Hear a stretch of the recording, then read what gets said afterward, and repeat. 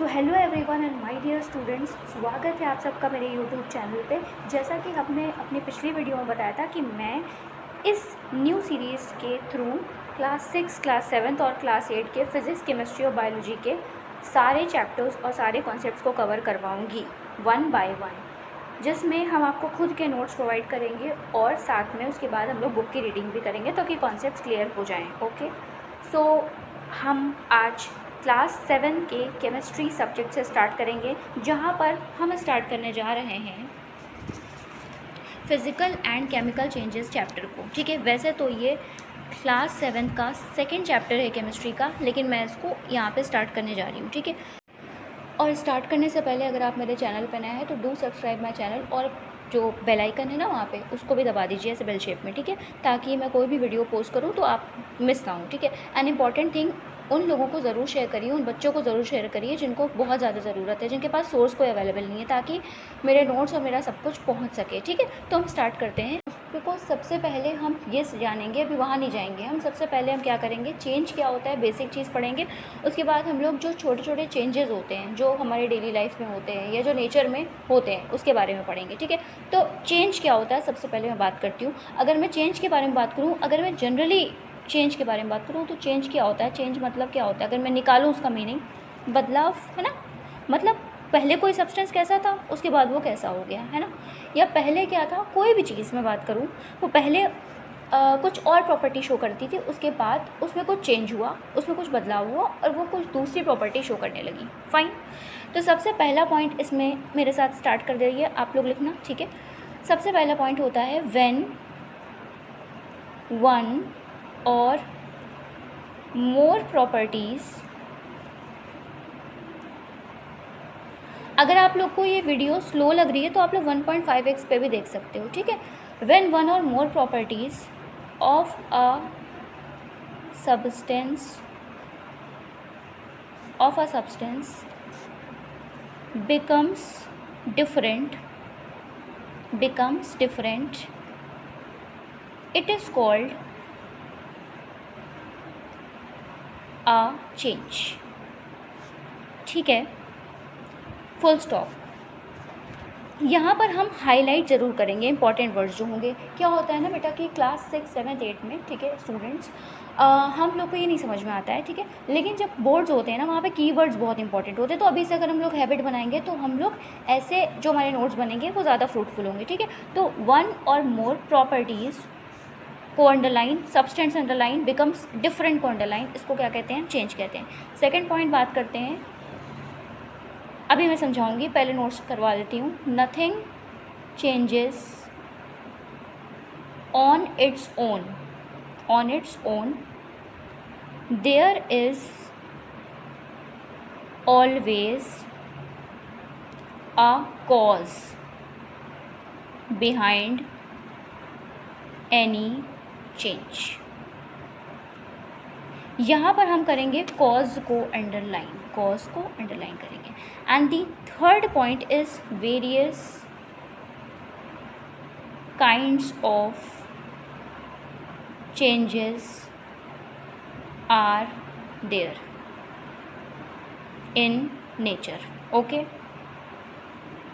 ठीक है, चलो सबसे पहले बात करते हैं when one or more properties of a substance becomes different it is called a change. इसका क्या मतलब हुआ, देखिए इसका मतलब कुछ नहीं है, सिंपल सा मतलब है कोई भी सब्सटेंस है। फॉर एग्जांपल अगर मैं जनरली बात करूँ, आजकल गर्मी बहुत है ना, हाँ, आइस का यूज़ सभी करते होंगे। ठीक है, तो आइस आपने क्या किया, पहले आपको तो आइस जमानी है। ठीक है, तो आपने आइस ट्रे में पानी उसके अंदर फिल कर लिया और उसके बाद आपने उसको फ्रीजर में लगा दिया। ठीक है, तो पहले क्या था आपके पास, पहले क्या था, चेंज में हम एक सिंपल, जैसे कि चेंज की बात करते हैं, जैसे कि अगर हमारे पास एक आइस ट्रे है, ठीक है, और हमको क्या करना है, हमको आइस में कन्वर्ट करना है, उसको बर्फ़ जमानी है, तो हम क्या करेंगे, उसको फ्रीजर में रख देंगे। ठीक है, तो हमारे पास क्या है, हमारे पास वो होगा ओरिजिनल सब्सटेंस वाटर होगा। ठीक है, और वाटर क्या होता है, वाटर का स्टेट ऑफ मैटर होता है, लिक्विड स्टेट होता है। ठीक है, और उसके बाद हमने उसे फ्रीज़ किया। ठीक है, और वो किस में कन्वर्ट हो जाएगी, आइस में कन्वर्ट हो जाएगी। भाई पानी लिक्विड स्टेट है। ठीक है, और आइस जो हमारा होता है that is a solid state. ठीक है,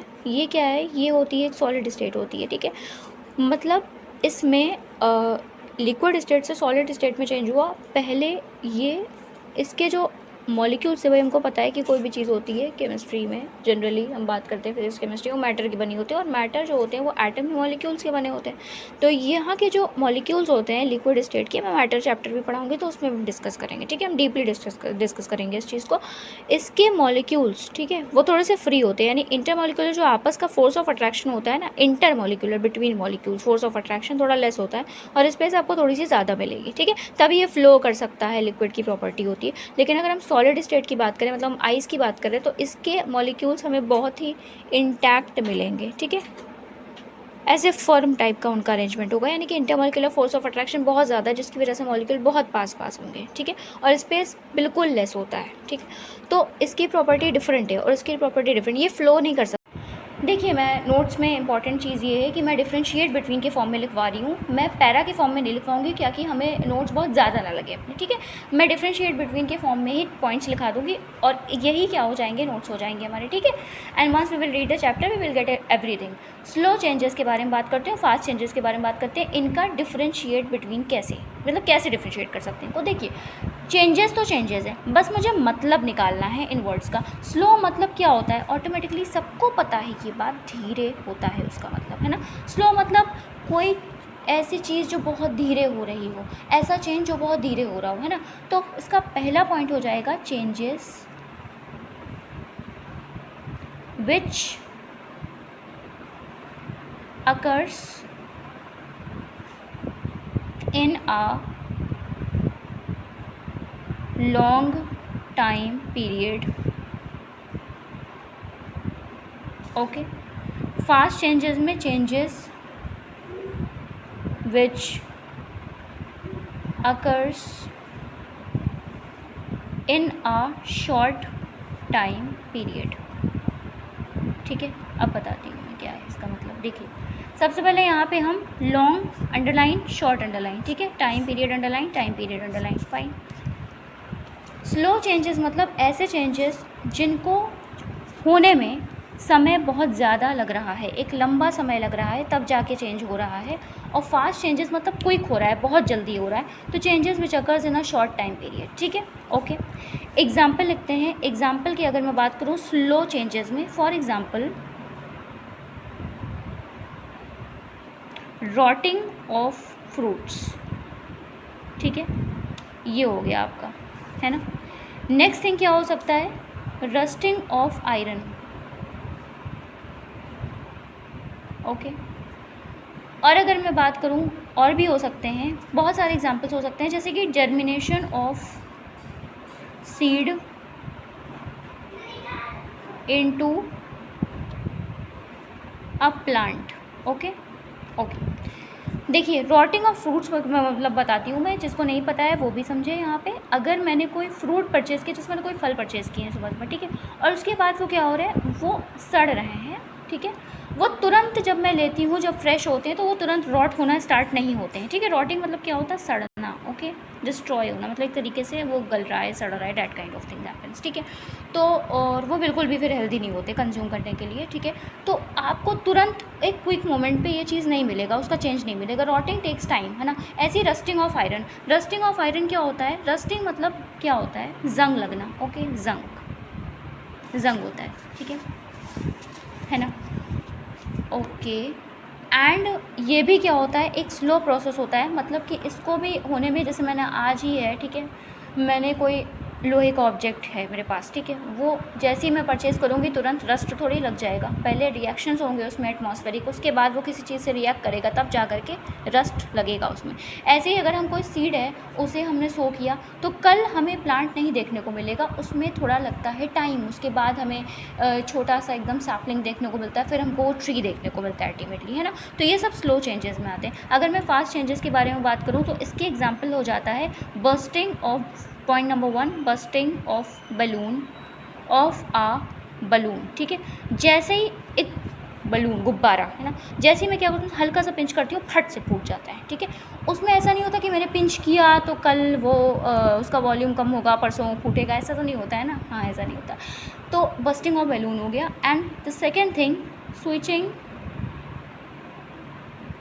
ऑफ आ लाइट बल्ब, जैसे ही मैंने बल्ब जलाया तुरंत क्या हो जाता है, वो जल जाता है, अगर until unless it's not fuse, है ना। अब आते हैं थर्ड पॉइंट पे, differentiate between desirable changes and undesirable changes. सबसे पहले इसको समझने, अब आते हैं हम desirable changes and undesirable changes के बीच में अगर डिफरेंस क्या होता है। इनको अंडरस्टैंड करने से पहले ये वर्ड जो होता है desire, that means what, desire मतलब विशेस, ठीक है, जो चीज़ हम चाहते हैं, जो हमारे विशेस हैं, ठीक है।